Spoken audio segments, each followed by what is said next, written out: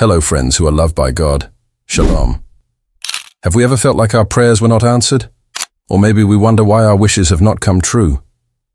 Today, let's dig deeper into the meaning of Jesus' amazing promise in Matthew 7 verses 7 to 8. Jesus gives us three powerful keywords: ask, seek, and knock. These are not just ordinary words.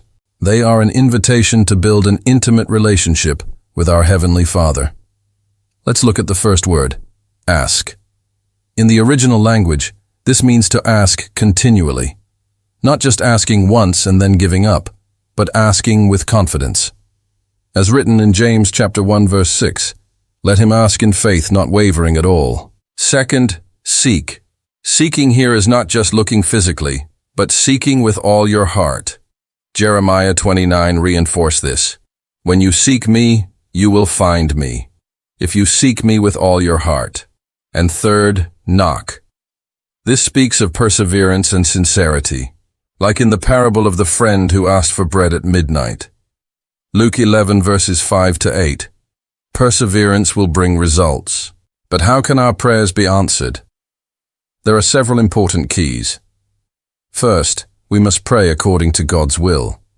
1 John 5 verse 14 says, "And this is the confidence that we have in him, that if we ask anything according to his will, he hears us." Second, we need to have a clean heart. Psalm 66 verse 18 reminds us, "If I regard iniquity in my heart, the Lord will not hear." Third, we must be persistent and not give up. In Luke 18 verse 1, Jesus taught that we must always pray without ceasing. And finally, we need to believe completely. Mark 11 verse 24 says, "Therefore I tell you, whatever things you ask when you pray, believe that you receive them and you will have them." Friends, this promise of God is not a blank check that we can fill in as we please. This is an invitation to know the Father's heart more deeply. When we ask, seek, and knock, we are actually building a closer relationship with Him. Remember, sometimes God answers yes, sometimes no, and sometimes wait. But one thing is for sure, He always gives the best for His children. Romans 8:28 affirms that God works in all things for the good of those who love Him.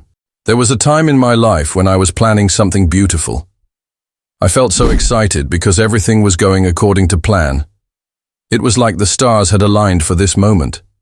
Then suddenly, just like that, everything changed. My plans were disrupted. I remember feeling lost and asking myself, what went wrong? Right then and there, I felt disappointment, like a heavy weight pressing down on me. I remember sitting down and talking to God about this situation. I poured out my heart, expressing all the emotions I was feeling. And then I remembered something very important. God often changes our plans not to punish us or make us sad, but because He has something even better planned for us. You see, sometimes God leads us on paths we don't expect, but these paths lead us to where He wants us to be. It's like when we're driving and we see a road closed, so we have to find another route. We might complain or get annoyed, but then we discover a different road that is less busy and gets us to our destination faster. And when we arrive, we think to ourselves, it's all worth it. It was worth taking that other road. Similarly, when God changes our plans, He usually does it because He has something wonderful waiting for us.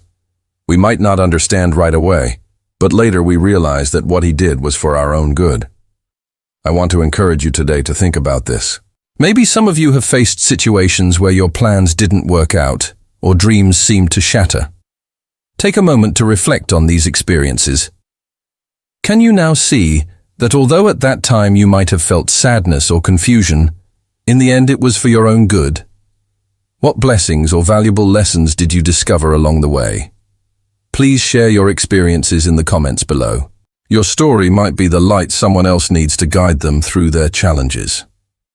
Thank you for listening to today's devotional. If this video blesses you, don't forget to like, share, and subscribe to get the next devotionals. Lord Jesus bless you.